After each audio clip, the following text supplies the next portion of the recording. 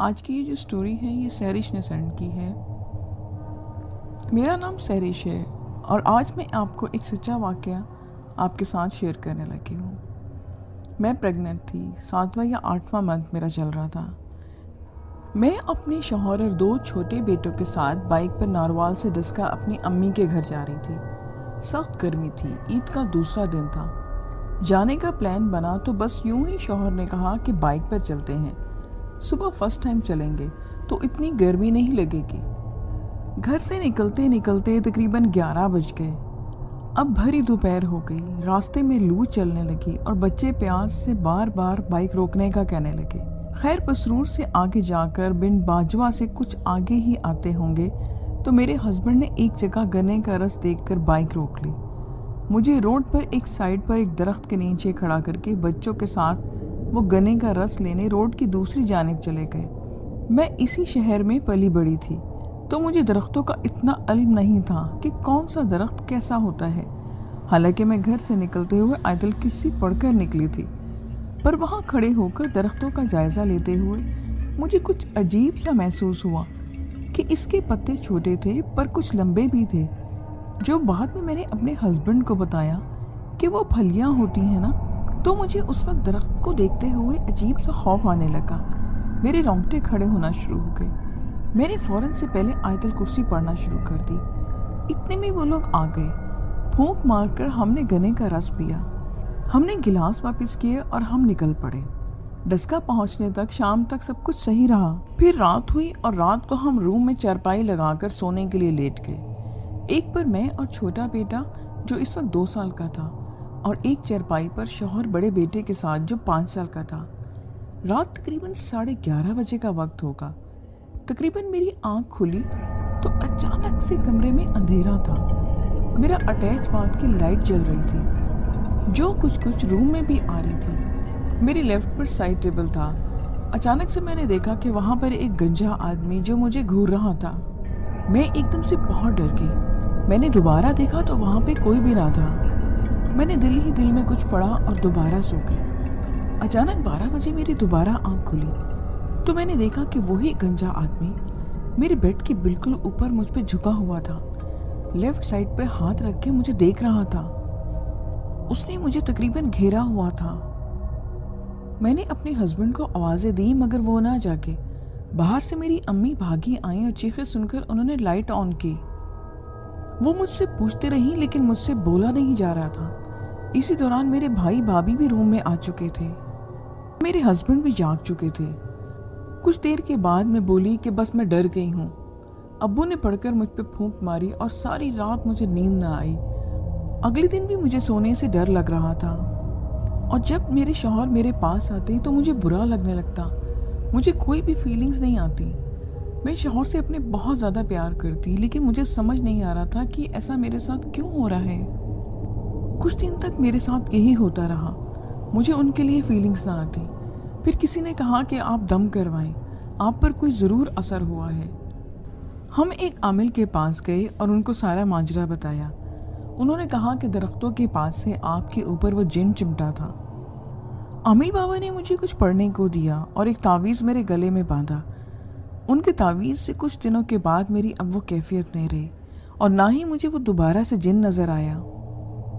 Second story بھی انہی subscriber نے سینڈ کی ہے۔ یہ واقعہ میرے ساتھ 2015 میں ناروال میں ہوا۔ یہ بالکل سچا واقعہ ہے۔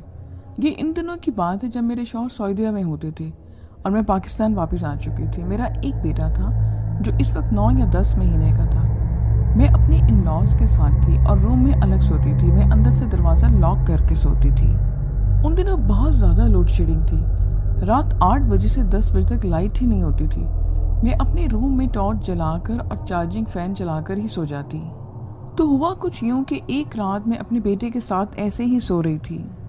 اچانک سے سوتے سوتے میری آنکھ کھلی تو میں نے دیکھا کہ میرے بیڈ کے پاس کوئی چھوٹے سے قد کی لڑکی کھڑی ہے جس کا منہ عجیب گول سا تھا، بڑی بڑی سی آنکھیں تھیں اور وہ منہ کھول کے ہنس رہی تھی۔ میں آپ کو بتا نہیں سکتی کہ میں اس وقت کتنا ڈر گئی تھی۔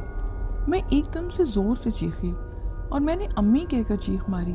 میں ایک دم سے اٹھ کے بیٹھ گئی، مجھے پتا ہی نہیں چلا کہ میں نے کب اپنے ننھے بیٹے کو اٹھا کر سینے سے لگایا اور کانپتی ہوئی اسی طرف دیکھ رہی تھی جہاں وہ مخلوق ابھی بھی کچھ سیکنڈ پہلے مجھے دکھی تھی، مگر اب وہ غائب تھی اور روم میں ٹارچ آن تھی۔ چارجنگ فین بھی بہت سلو چل رہا تھا کیونکہ اس کی چارجنگ کم ہونے والی تھی۔ ٹانگوں میں بالکل ہی جان نہیں تھی کہ اٹھ کر باہر ہی بھاگ جاؤں، کچھ پڑھنے کا بھی ہوش نہیں تھا۔ مجھے لگا میری آواز بھی کسی نے بند کر دی ہے۔ میں نے بڑی مشکل سے اپنے آپ کو سنبھالا۔ اپنے چھوٹے سے بیٹے کو سینے سے لگائے میں کانپ رہی تھی اور آیت الکرسی کا ورد کرتی جا رہی تھی۔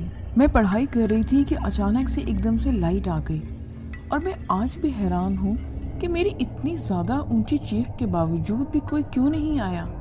خیر میں نے جب دوبارہ سونے کی کوشش کی تو مجھے یوں فیل ہوا کہ جیسے تھائس پر میرے کسی نے ہاتھ رکھا ہے، اور یوں محسوس ہوا کہ جیسے وہ ہاتھ بیڈ کے نیچے سے آیا ہے۔ میں اتنی خوفزدہ ہو چکی تھی کہ میں آنکھیں بھی نہ کھول پا رہی تھی۔ میں آیت الکرسی پڑھتی رہی تو آہستہ سے وہ ہاتھ دوبارہ سے ہٹ گیا۔ میں آج بھی یہ واقعہ یاد کرتی ہوں تو ڈر جاتی ہوں۔ یہ سچا واقعہ محسن قریشی نے سینڈ کیا ہے۔ جنوری 1990 کی ایک سرد رات تھی۔ میں اور میرے گھر والے اور میرے بڑے بھائی کے سسرال جو کہ بھاولپور پرانی غلہ منڈی میں رہتے تھے، ان کے گھر رات کے کھانے پر گئے ہوئے تھے۔ ہم سب گھر والوں کو رات ادھر ہی رکنے کا پروگرام تھا۔ کھانا کھانے کے بعد چائے پیتے رہے تو رات کے 10 بج گئے تھے۔ میں ان دنوں شوقیہ سگریٹ پینے کا عادی تھا۔ میں نے ایک کزن جو کہ ہمارے ساتھ ہی آیا تھا، اس کے کان میں آہستہ سے کہا کہ باہر چل تھوڑا سا سگریٹ پی کے آتے ہیں۔ اس نے مجھے میرے ساتھ جانے سے انکار کر دیا کیونکہ باہر بہت سردی تھی۔ پھر میں کمرے سے باہر صحن میں آ کر چپکے سے گھر سے باہر نکل آیا، گھر والوں کے ڈر سے کہ سگریٹ جیب میں نہیں رکھتا تھا، جب دل کیا کرتا دکان سے لے کر ہی پی لیا کرتا تھا۔ باہر آ کر میں دکان کی طرف گنگناتے ہوئے چل پڑا جو کہ تھوڑے فاصلے پر چوک میں تھی۔ اس راستے میں سیمنٹ کے گملے اور جالیوں کی دکان بھی تھی جو اس وقت بند پڑی تھی، لیکن گملے اور جالیاں دکان کے سامنے روڈ کے کنارے لگے نیم کے درخت کے نیچے ترتیب سے رکھے ہوئے تھے۔ وہی نیم کے درخت سے بندھا ایک پیلی روشنی والا بلب بھی جل رہا تھا۔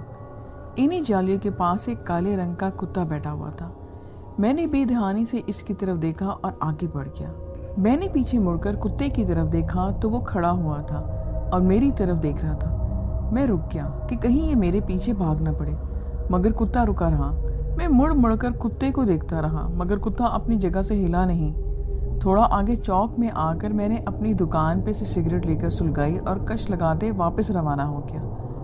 چوک سے واپس آتے ہوئے میری نظر اس کتے پر ہی تھی اور حیرت کی بات یہ تھی کہ کتا اسی پوزیشن میں کھڑا تھا۔ میں رک گیا اور سڑک پر ادھر ادھر کوئی پتھر ڈھونڈنے لگا۔ مجھے سڑک کی دوسری سائڈ پر ٹوٹی اینٹ کا ایک ٹکڑا پڑا نظر آیا۔ میں نے وہ اٹھا لیا۔ آہستہ آہستہ چلتے میں کتے کے بالکل سامنے پہنچ گیا۔ کتا خاموش کھڑا مجھے دیکھ رہا تھا، نہ کوئی غراہٹ اور نہ ہی کوئی آواز، بالکل خاموشی سے بس مجھے گھورے جا رہا تھا۔ میں اس کے آگے سے گزرتا گیا۔ 8-10 قدم آگے آ کر میں نے مڑ کر دیکھا تو کتا وہیں کھڑا مجھے گھور رہا تھا۔ مجھے اچانک اپنے ہاتھ کی انگلیوں میں جلن محسوس ہوئی۔ میں اپنی انگلیوں میں دبی سگریٹ جو جل رہی تھی اس کو بھول چکا تھا۔ ایک دم سے جب مجھے زیادہ جلن ہوئی تو میں نے بکھلاہٹ میں وہ پتھر جو میرے ہاتھ میں تھا اچانک سے اچھال دیا اور جا کے وہ کتے کے سر پر سیدھا لگا۔ جیسے ہی وہ ٹکڑا کتے کو لگا، کتے کے منہ سے ایک انسانی چیخ نکلی جو کہ کسی عورت کی تھی۔ آواز یہ آئی کہ ٹھہر جا بدذات، میں تجھے ابھی بتاتی ہوں۔ کتے نے چھلانگ لگا کر دوڑنا شروع کیا۔ میں خود واپسی کی طرف دوڑ لگا چکا تھا۔ میرے کانوں میں عورت کی آواز مسلسل آ رہی تھی کہ میں کہتی ہوں رک جا بدبخت رک جا۔ میں دوڑتا دوڑتا دروازے تک پہنچا۔ جیسے ہی میں نے دروازے کو دھکا دے کر کھولا، میرے دائیں سائڈ کے پہلو پر کوئی سیاہ لباس میں بجلی کی تیزی سے مجھ سے پہلے گھر میں انٹر ہوا، اور جیسے ہی میں دروازے کے اندر داخل ہوا، سامنے کمرے کے دروازہ کھلا اور گھر والے مجھے حیرانی سے دیکھنے لگے۔ وہ شاید میرے دروازے کو دھکا دے کر کھولنے کی آواز سے میری بکلاہٹ سے حیران تھے۔ میں بھاگ کر کمرے میں گھسا۔ میری سانس بہت تیز چل رہی تھی اور میرا جسم پسینے سے بھرا ہوا تھا۔ میں ان لوگوں کو ساری بات بتانا چاہتا تھا مگر میری آواز نہیں نکل رہی تھی۔ وہ میرے ارد گرد اکٹھے ہو کر سوال پہ سوال کیے جا رہے تھے۔ میرے ہونٹوں سے پانی لگایا گیا۔ پانی کے 2 گھونٹ میرے حلق سے اترے ہی ہوں گے کہ مجھے اپنی امی کے پیچھے ایک سیاہ چہرے اور زرد آنکھوں والی ایک بڑھیا نظر آئی جو مجھے دیکھ کر ہنس رہی تھی۔ پھر مجھے کچھ یاد نہیں. میرے گھر والے کہتے ہیں کہ میں اونچا اونچا ہنسنے لگا تھا اور کچھ دیر کے بعد میں بے ہوش ہو گیا. اور کچھ دیر کے بعد جب مجھے ہوش آیا تو پھر میں ہنسنے لگا. ساری رات میں ایسا ہی کرتا رہا. صبح ابا جان کے پیر صاحب تشریف لائے. انہوں نے مجھ پر دم کیا اور تعویذ میرے گلے میں پہنایا. تو ہوش میں آ کر میں نے ان کو سارا واقعہ بتایا. ابا جان کے ساتھ پیر صاحب بھی اس حرکت سے ناراض ہوئے. ہمارے ابا نے کہا کہ یہ زمین ہر مخلوق کے لیے ہے، صرف انسان کے لیے نہیں. کافی عرصہ یہ واقعہ میرے دل و دماغ پر رہا اور آہستہ آہستہ میری زندگی روٹین میں آ گئی، مگر کافی عرصہ وہ تعویذ میرے گلے میں رہا. انسان کی زندگی میں کچھ واقعات ایسے ہوتے ہیں جو انسان کی زندگی پہ گہرے اثر چھوڑتے ہیں. کچھ واقعات تو ایسے ہوتے ہیں جن کو سن کر لوگ مشکل سے ہی یقین کرتے ہیں، مگر ایسے واقعہ سچ ہوتا ہے. ایک ایسا ہی واقعہ سنیں جو ہمارے دوستوں کے ساتھ پیش آیا. یہ بات کافی پرانی ہے، جب ہم سب دوست شام کو گراؤنڈ سے واپس آ کر اپنے محلے میں جمع ہو جاتے اور خوب محفل لگاتے. ایک دن ہم رات کا کھانا کھا کر گھر سے باہر نکلے تو دوستوں نے بولا کہ آج جمعرات ہے اور آج جن بھوت اور چڑیلوں کا دن ہے. میں جن بھوتوں پر یقین تو رکھتا تھا پر کبھی ان سے آمنا سامنا نہیں ہوا. میں اس کی بات سن کر ہنس پڑا. اس نے میری طرف غصے سے دیکھا اور بولا کہ وہ جو گاؤں سے باہر کھیتوں میں جامن کا درخت ہے، آج اس پر جن بھوت آئیں گے. اگر نہیں یقین تو تم ہمارے ساتھ چلو اور دیکھ لو. ہم سب نے حامی بھر لی اور اس کے ساتھ چلنے کو تیار ہو گئے. میں اس دوست کا نام بتاتا چلوں. اس کا نام ندیم ہے اور وہ اکثر رات کو اکیلا کھیتوں میں گھومتا پھرتا رہتا. اسی لیے اس پر کچھ دوستوں نے یقین بھی کر لیا، پر ہم نے یقین نہ کیا. ہم 5 دوست تھے جن کے نام عابد، ناصر، ساجد اور مدثر اور ندیم تھے. جیسے ہی عشاء کی اذان ہوئی تو ہم سب مل کر ایک ساتھ کھیتوں کی طرف چل پڑے. ہمارا ارادہ آج جن بھوت دیکھنے کا تھا. رات کافی گہری ہو گئی تھی تو ڈر بھی لگ رہا تھا. ابھی ہمیں چلتے ہوئے 10 سے 15 منٹ ہی گزرے تھے کہ ایک کھیت سے بکری کے چھوٹے بچے کی بولنے کی آواز آئی. عابد نے کہا کہ رکو، یہاں پاس کسی جانور کی آواز آ رہی ہے. ہم سب رک گئے اور خاموشی سے آواز سننے کا انتظار کرنے لگے کہ کس طرف سے یہ آواز آ رہی ہے. ابھی تھوڑی دیر ہی گزری تھی کہ بکری کے بچے کی آواز دوبارہ سنائی تھی. ہمارا دوست ندیم بولا کہ آواز اس طرف سے آ رہی ہے جو 4 کھیت چھوڑ کر ہے. وہ کھیت ہربن کا تھا اور آواز وہاں سے آ رہی تھی. سردیوں کے دن تھے اور ان دنوں برسن عام ہوتا ہے. سب دوست اس طرف چل پڑے تو ناصر نے کہا کہ چھوڑو یار، جو بھی ہے ہمیں کیا لینا دینا، ہم اپنے کام پر جا رہے ہیں اور اسی طرف چلو. پر کوئی نہ مانا اور برسن کے کھیت کی طرف بڑھنے لگے. وہاں جا کر دیکھا تو ایک چھوٹا سا بکری کا بچہ وہاں کھیت میں بیٹھا ہوا تھا. ہم میں سے کوئی بھی کچھ بولتا اس سے پہلے وہ ندیم نے کہا کہ لگتا ہے یہاں بکریاں چرانے جو آتے ہیں وہ ان کا بچہ رہ گیا ہے، اس کو اٹھا لو، صبح پتہ نہیں واپس کر دیں گے. سب نے اس کی بات سے ایگری کیا اور ایسا ہی کیا. اس کو ہم نے اٹھا لیا اور اپنی منزل کی طرف چلنے لگے. اب رات کافی گہری ہو گئی تھی اور ہمارے ڈر میں بھی اضافہ ہوتا جا رہا تھا کیونکہ کھیتوں میں طرح طرح کے جانوروں کی آوازیں آ رہی تھیں. مدثر نے کہا کہ یار ہم واپس جانا چاہیے، آگے بہت خطرہ ہے. تو سب اس پر ہنسنے لگے اور اس کو ڈرپوک بولنے لگے. خیر وہ خاموشی سے ان کے ساتھ چلتا رہا. پھر راستے میں ہمیں سیٹی کی آواز آنا شروع ہو گئی. سب رک گئے اور ایک دوسرے کو دیکھنے لگے. ڈر سب کے چہرے سے واضح نظر آ رہا تھا پر کوئی بھی یہ نہیں چاہتا تھا کہ ہم واپس جائیں. تو اللہ کا نام لے کر اس جامن کے درخت کی طرف ہم بڑھنے لگے. ابھی تھوڑی ہی دیر گزری تھی کہ ہمیں چلتے ہوئے سامنے سے وہ درخت نظر آ گیا. ہم سب دوست اس طرح سے تھوڑا دور ہٹ کر بیٹھ گئے. سب سے پہلے مدثر بولا کہ اس بکری کے گلے میں کوئی رسی وغیرہ ڈال دو تاکہ یہ کہیں ادھر ادھر نہ ہو جائے. سب دوست رسی ڈھونڈنے لگے اور جلدی سے ایک چھوٹی سی رسی مل گئی. اس کو ہم نے اس کے گلے میں ڈالا اور رسی ناصر کو پکڑا دی. سب کی نظریں اس درخت پر جمی ہوئی تھی. 10-15 منٹ ہی گزرے تھے کہ اس جامن کے درخت کے اوپر سے ایک باریک سی لال رنگ کی لائٹ نظر آئی. وہ لائٹ اتنی باریک تھی اور اتنی تیز تھی کہ میں بتانا مشکل ہے. وہ لائٹ کبھی درخت پر جاتی اور کبھی درخت سے نیچے آتی.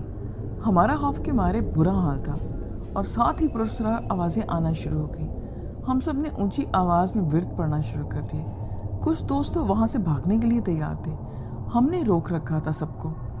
پھر سب نے ہی محسوس کیا کہ لائٹ اب ہماری طرف بڑھ رہی ہے اور سب نے ہی منظر دیکھا تو وہاں سے بھاگنے میں ہی بہتری سمجھی اور اتنی اسپیڈ سے سب وہاں سے الٹے پاؤں بھاگے کہ ہمیں اپنا ہوش نہیں رہا.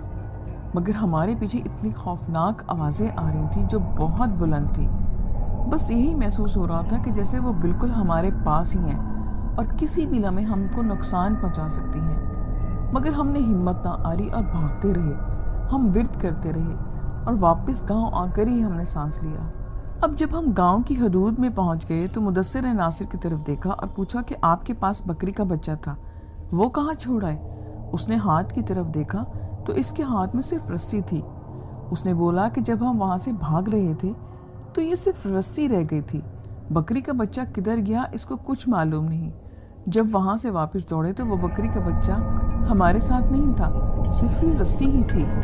کیا یہ سچ میں بکری کا بچہ تھا یا کوئی اور مخلوق تھی؟ سب دوستوں نے کہا کہ جو بھی تھا ہم صبح وہاں جا کر ضرور دیکھیں گے. اور جب صبح ہوئی تو ہمارے دوست وہاں جانے کو تیار نہیں تھے. صرف ندیم اور مدثر جانے کے لیے راضی تھے. وہ دونوں کھیتوں میں گئے اور اس جگہ گئے تو انہوں نے وہاں بکری کے بچے کو مرا ہوا پایا جو جامن کے درخت کے بالکل قریب ہی پڑا تھا. اس کے صرف ہڈیاں ہی ہڈیاں نظر آ رہی تھی. اس بکری کے بچے پر گوشت نام کی کوئی چیز نہیں تھی. وہ دونوں سمجھ چکے تھے کہ رات کو جو کچھ بھی ہوا وہ ان کا وہم نہیں تھا. اس درخت پر واقعی کچھ ایسا تھا جو ندیم نے کہا تھا.